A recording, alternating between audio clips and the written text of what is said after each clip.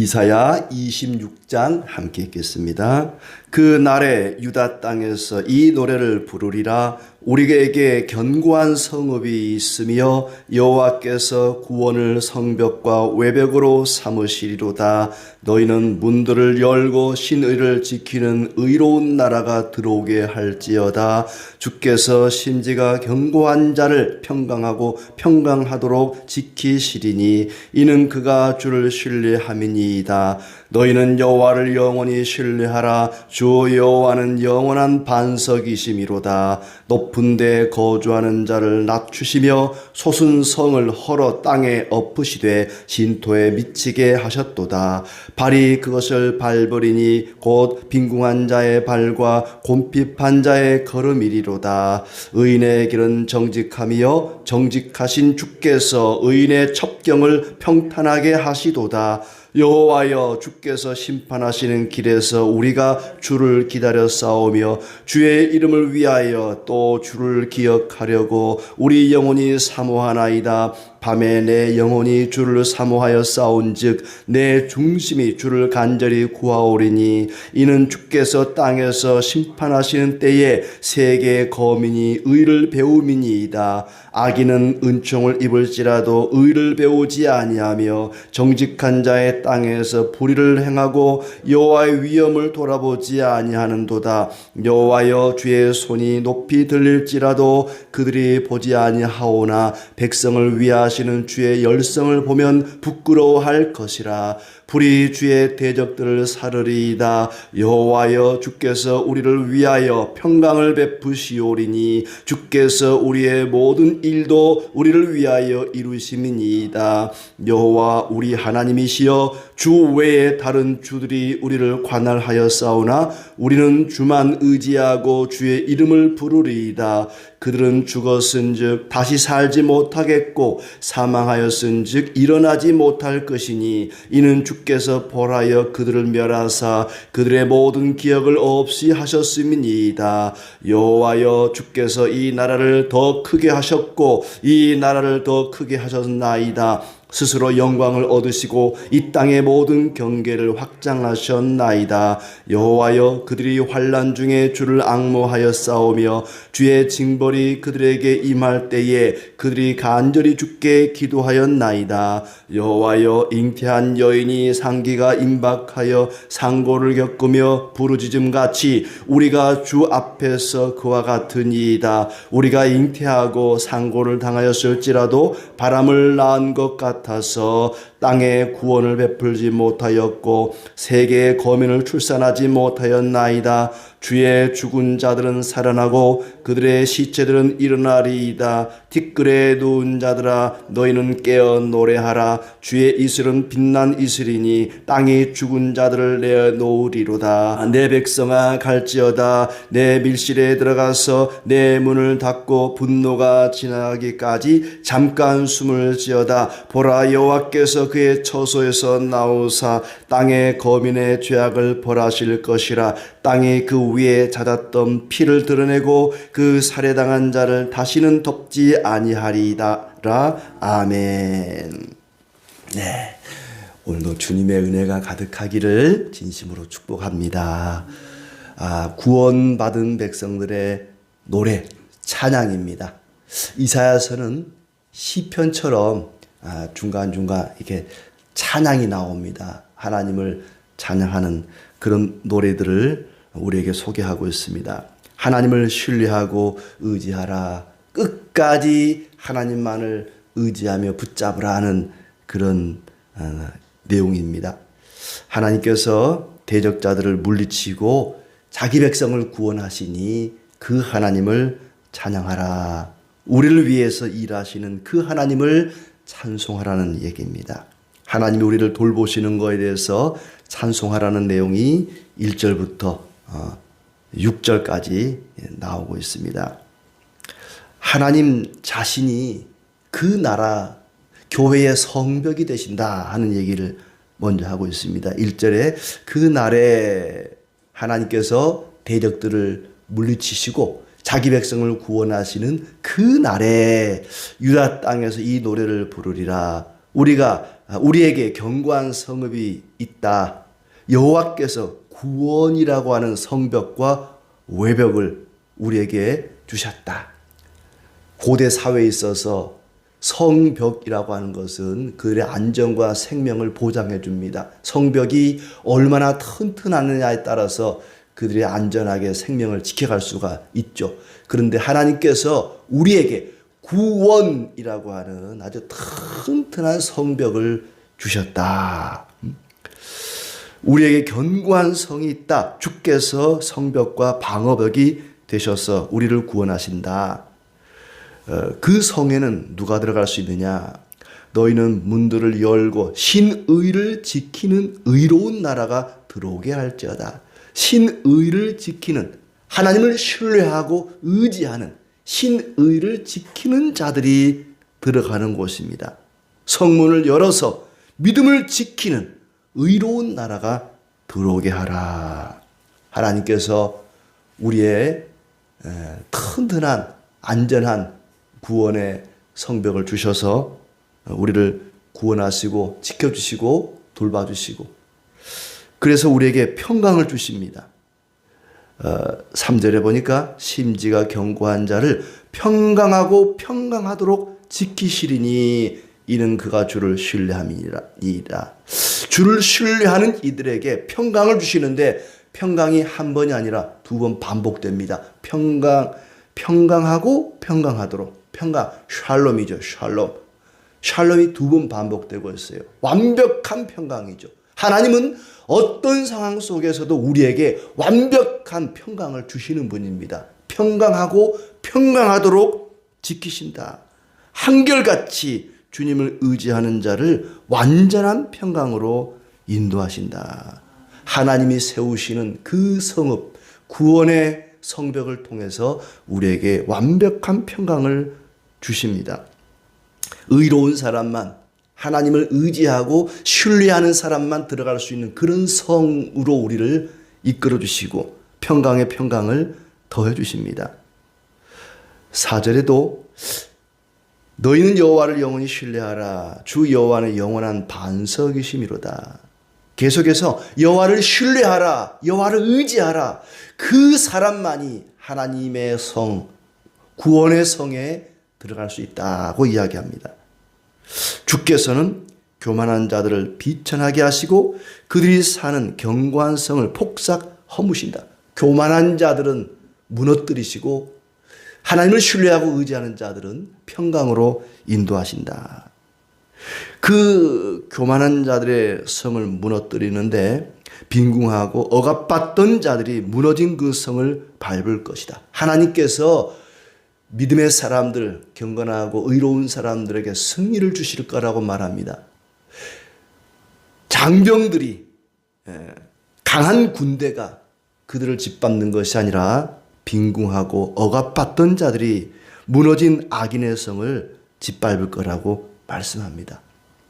그리고 의로운 신 주님께서 의인의 길을 평탄하게 하실 것이다. 계속해서 겸손한 자, 교만한 자, 악인, 의인, 이렇게 둘을 대조시켜 가고 있습니다. 8절에 우리는 주님의 심판 앞에서 주님을 사모하며 기다리겠나이다. 이게 의인의 모습이죠. 주님을 사모하고 주님을 기다리고 주님의 은혜를 간절히 바라는 이 의인입니다. 밤에 주님을 사모하며 간절히 찾겠나이다. 이 밤이라고 하는 것은 고난의 때지요. 인생에 밤이 있습니다. 고난의 시간들입니다. 의인은 이 고난의 때에 밤에 주님을 간절히 찾고 사모합니다. 주께서 땅을 심판하실 때 비로소 의가 무엇인지 배우게 될 것이다. 의인은 그렇습니다. 의인은 고난을 당할 때, 징계를 당할 때 하나님의 의가 무엇인지 비로소 배우게 됩니다.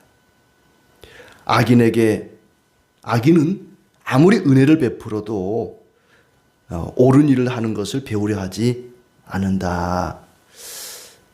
10절에 악인은 은총을 입을지라도 의를 배우지 아니하며 정직한 자의 땅에서 불의를 행하고 여호와의 위엄을 돌아보지 아니하는도다. 이게 의인과 악인의 차이입니다. 의인은 고난을 당할 때 무엇이 옳고 그른지 배우게 됩니다. 아하, 인생은 이렇게 사는 것이구나. 이것도 고난도 하나님이 주시는 거구나. 모든 것이 하나님의 은혜구나. 의로운 사람, 의인은 고난의 때에 하나님의 의를 배우고, 악인은 은총을 입을지라도 의를 배우지 않고 오히려 불의를 행하고 여호와 위엄을 돌아보지 아니한도다. 그 모든 것이 하나님의 의뢰인 것을 알지 못한다는 거예요. 이게 의인과 악인의 차이입니다. 11절에도 주의 심판의 손이 높이 들려도 악인은 그것을 모르고 주께서 그 백성을 얼마나 사랑하는지 보여주셔서 부끄러워하게 하시고 심판의 불로 대적을 사르리이다. 악인은 그렇다는 것입니다. 주의 손이 높이 들릴지라도, 이 주님의 손이 높이 들린다는 말은 주님의 징계, 사람이 사람을 때릴 때 손을 높이 들잖아요. 높이 들어서 때리는 것처럼 주님의 손이 높이 들린다. 이 말은 주님이 징계하실 때의 그 말입니다. 주의 손이 높이 들릴지라도 그들이 보지 아니하느라. 그것이 하나님이 행하시는 것을 모른다는 것입니다. 사람이 심판을 당해도 악인은 그 심판이 우연이나 또는 뭐 믿는 자나 안 믿는 자나 다 똑같이 당하는 건데 뭐 이렇게 생각한다는 거예요. 악인과 의인의 차이입니다.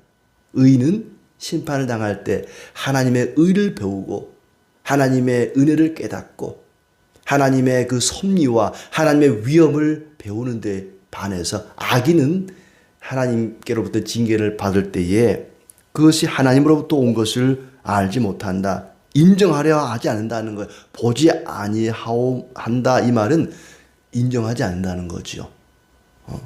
하나님의 심판을 우연이나 그저 모든 사람이 다 같이 당하는 건데 뭐 어쩌다가 그러겠지, 이렇게 생각한다는 거죠. 12절에 주께서 우리에게 평강을 주실 것이니 모든 일도 주께서 주신 일이다. 이건 의인의 모습이죠. 주님이 우리에게 틀림없이 평강을 주실 것이다. 모든 것이 주님이 이루시는 일이다. 주께서 우리의 모든 일도 우리를 위하여 이루심이니이다. 의인의 고백입니다. 의인은 모든 일은 하나님이 주관하십니다. 하나님의 섭리입니다. 우리에게 밤이든 낮이든 좋은 일이든 굳은 일이든 모든 것은 하나님이 하십니다. 이 의인의 고백이라는 거죠. 지금까지는 다른 권세자들이 우리를 다스렸으나 이제부터 오직 주님만을 기억하겠습니다. 오직 주님만 기억하고 주님만 신뢰하고 주님만 바라보고 의지하겠습니다. 이게 의인의 모습입니다. 그러나 악인은 어떤 좋은 일이든 심판이든 인정하지 않고 우연히 뭐 어쩌다가 누구나 다 당하는 건데 뭐 이리 생각한다는 거죠. 주님을 인정하지 않습니다. 주께서 그들을 벌하시고 멸망시키셨으니 모두 기억에서 사라지고 죽은 자가 다시 살지 못할 것입니다. 주께서 이 민족을 크게 확장시키셨으니 영광을 받으셨습니다. 이 의인의 고백입니다. 주께서 그들을 징계하실 때 주의 백성이 간절히 주를 찾았습니다. 주님의 백성, 경건한 사람, 의인은 어떤다 그랬어요? 다시 16절을 보시면은 환난 중에 주님을 앙모한다. 징벌이 그들에게 임할 때 그들이 간절히 주께 기도하였다. 이게 의인입니다. 악인은 징벌이 임할 때 원망하겠죠. 도대체 왜 이러는 겁니까? 왜 나만 그러는 겁니까? 악인의 모습입니다. 그러나 의인은 징벌을 받을 때에도 오히려 주님을 원망하고 불평하고 떠나는 것이 아니라 주님을 바라보고 앙모하고 기다리고 간절히 찾고 기도한다 그랬습니다. 이게 악인과 의인의 차이죠. 17절 말씀에 여호와여 잉태한 여인이 상기가 임박하여 상고를 겪으며 부르짖음 같이 우리가 주 앞에서 그와 같으니이다. 하나님을 간절히 찾고 기도하고 부르짖는 사람에게도 해산의 고통과 같은 그런 고통이 있다는 거예요. 하나님, 우리에게 지금 상기가 임박하여 상고를 겪으며 부르짖는 그 여인과 같은 그런 고통이 있습니다. 몸부림칩니다. 그래도 우리는 이 땅을 구하지 못했다. 그렇게 몸부림쳤는데도 그들이 낳은 것은 없다. 상고를 당하였을지라도 바람을 낳은 것 같아서 땅에 구원을 베풀지 못하였다. 그리고 고생하고 힘들고 고통을, 해산의 고통을 겪었음에도 불구하고 나라를 구했거나 땅을 되찾았거나 얻은 게 아무것도 없다는 거예요. 그럼에도 불구하고 주님을 의지한다는 거죠. 20절 말씀, 주께서 죄악을 벌하실 때 숨어 있으라. 이건 좀 다른 얘기를 하죠.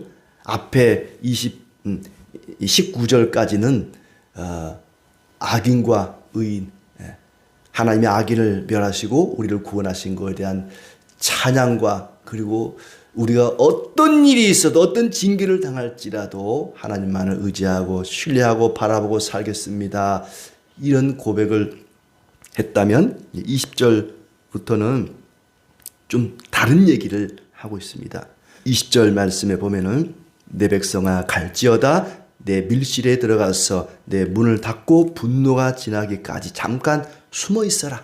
하나님의 징계가 임할 때, 분노가 임할 때에 잠깐 숨어 있으라 그렇습니다. 소낙비는 잠깐 피하는 것이 좋다는 말처럼 하나님의 심판이, 죄악을 벌하시는 그때에 잠깐 숨어 있으라.